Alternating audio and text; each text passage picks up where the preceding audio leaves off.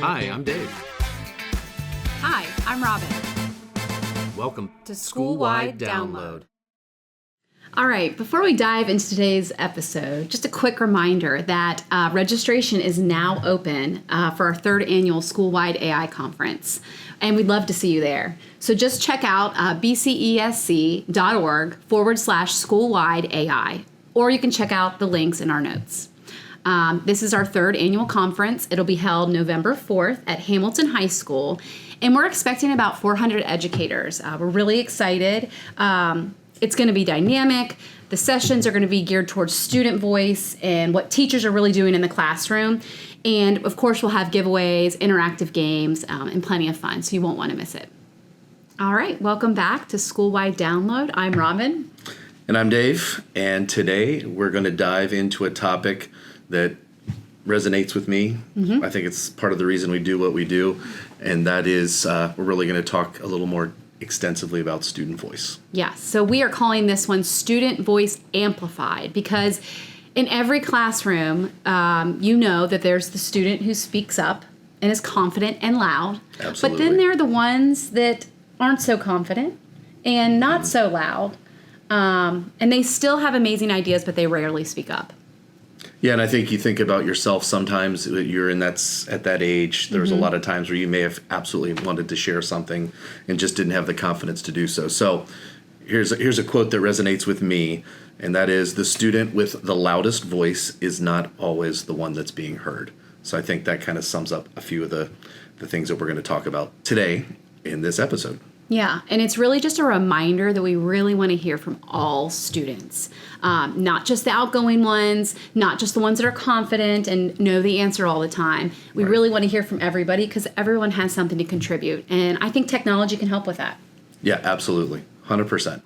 So let's talk about, and I know there's a lot, so let's talk about 3 tools that we have a degree of familiarity with that really can make a big difference. So what we've selected for this episode, we've selected Loom, Padlet, and then the tried and true, the Google form. Yeah. So all of these can give a student some space, some digital space to express themselves in a way where they feel safe and yet they feel that their participation or their voice is truly theirs. It's authentic. Yeah. So we're going to start with Loom. It's one of my favorites. Not only personally using it as an educator, but I used it in my classroom. So my 4th graders used Loom quite a bit. Fourth grade. Yeah, 4th grade. As reflection to novel studies or to get discussions going. So it's a free tool, and it's where students can record themselves on video, and then they can send it. You can send it to the teacher to view, or you can also share it with the class. We kind of did a combination of both, but it's really useful because the students that are really nervous about speaking up about what they're thinking about a book, they feel a little bit better about doing it on camera, and they know it's just between you and the student, the teacher-student. So you get a little bit more out of them. Not gonna lie, 4th grade, that was pretty progressive, right? Yeah. Once again, my middle school brain only goes down to 7th grade, so that's why. But that's awesome. So I have actually used Loom as a tool as well with my students at UC. Okay. So they have a variety of projects ranging from creating a choice board to creating a Google Classroom where they have to submit for assessment the screencast. So I give them a choice. Cool. Okay. Screencastify is a pretty tried and true. Screencast-O-Matic's another one. But a couple of years ago, I was not familiar with Loom, and it has become kind of the tool of choice. Yeah, it's really easy to use. Yeah, it's really easy. And what I like about it, I don't know how you handle this with 4th graders compared to 19 and 20-year-olds. I like how it gives you the option of, do you want me as the teacher to hear you, or do you want me to hear you and see you? You know what? I had kids do a little bit of both. Yeah. There were some kids that didn't want to be on camera naturally, and it was just the voice. But some are a little bit more animated. But you really can see personality through that. Well, and I think, so if you're a student, I look at it this way. So I may not have the courage to stand in front of 25 of my peers and speak. But if I know that my teacher is going to see my picture along with my face in the privacy of their screen, then I have the courage to do it. So it also came in handy for me remote learning at that scary time. They could use that as well to send you videos.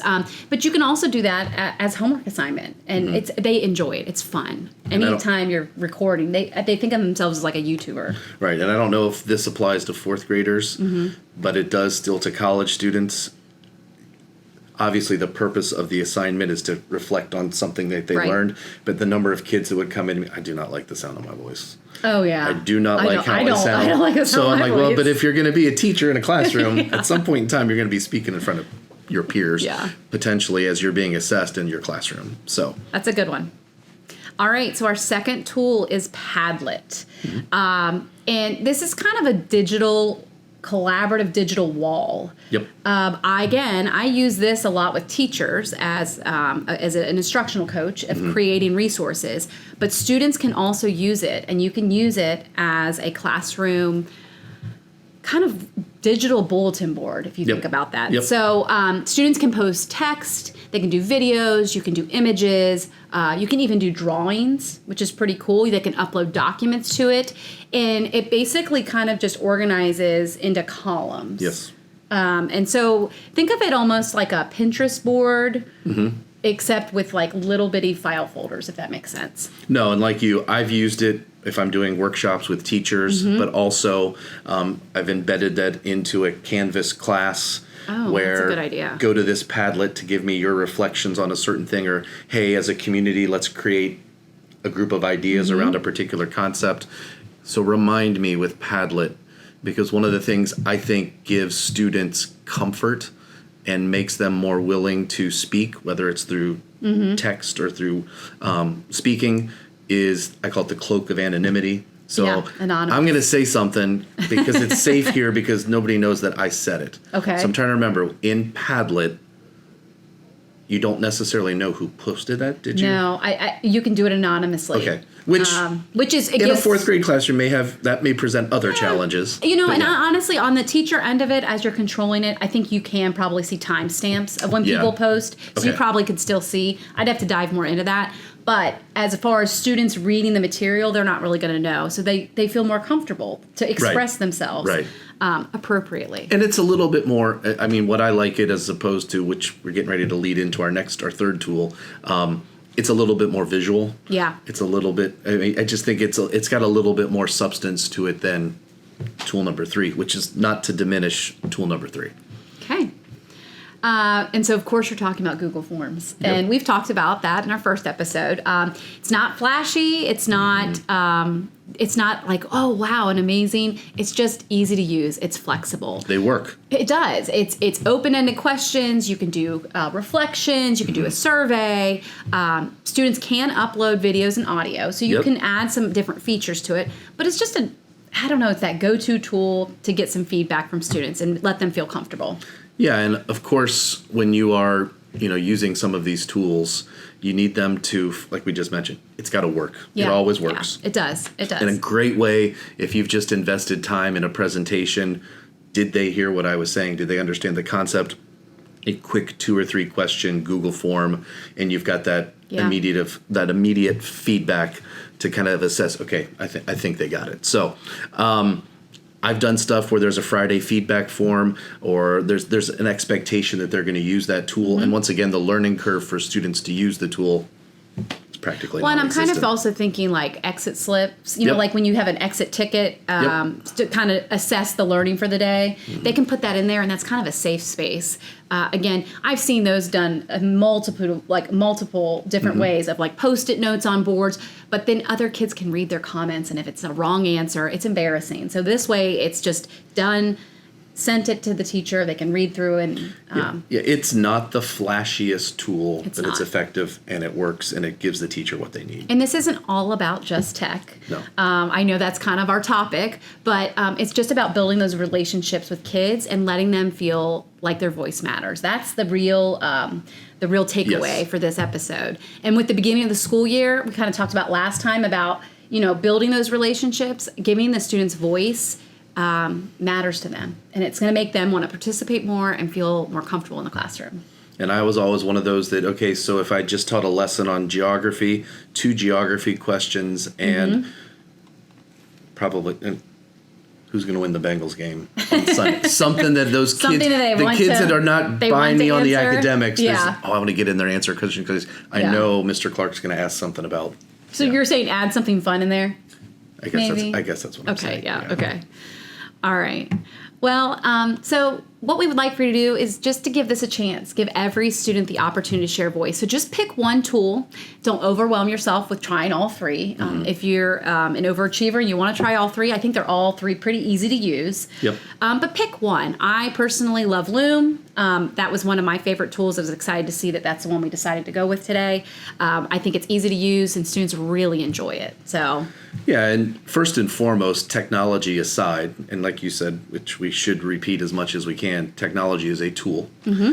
Set the expectation in your classroom that voice matters. That everybody's voice is important and everybody's voice should and will be heard. But like you said, record a short video on Loom. Make a digital wall using Padlet. Use a form to collect data. And obviously, take it to the next level. As you progress through the year, have students making forms to collect that's a good idea. things. So it's not I was just thinking from us. with like the beginning of the year, the teacher could create like a welcome back video with Loom to send out to the kids. Model it out and then have them do it. That might be a cool way to try it out.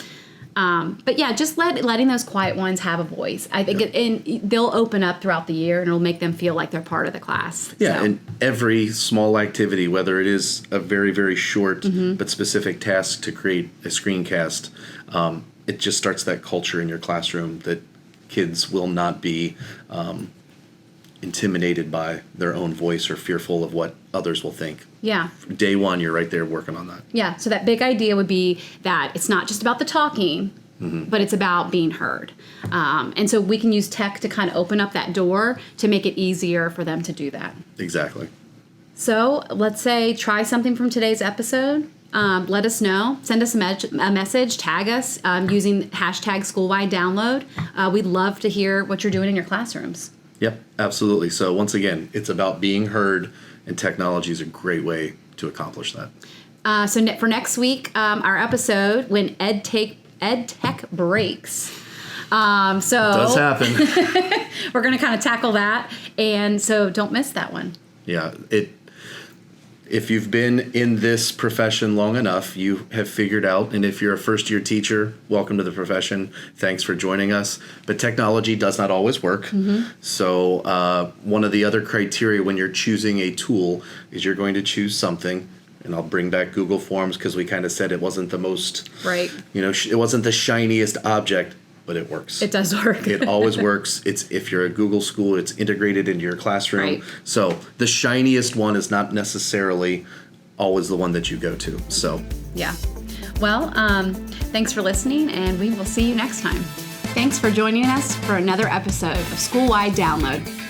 Don't forget to like, share, and subscribe wherever you get your podcasts. We'll see you next time.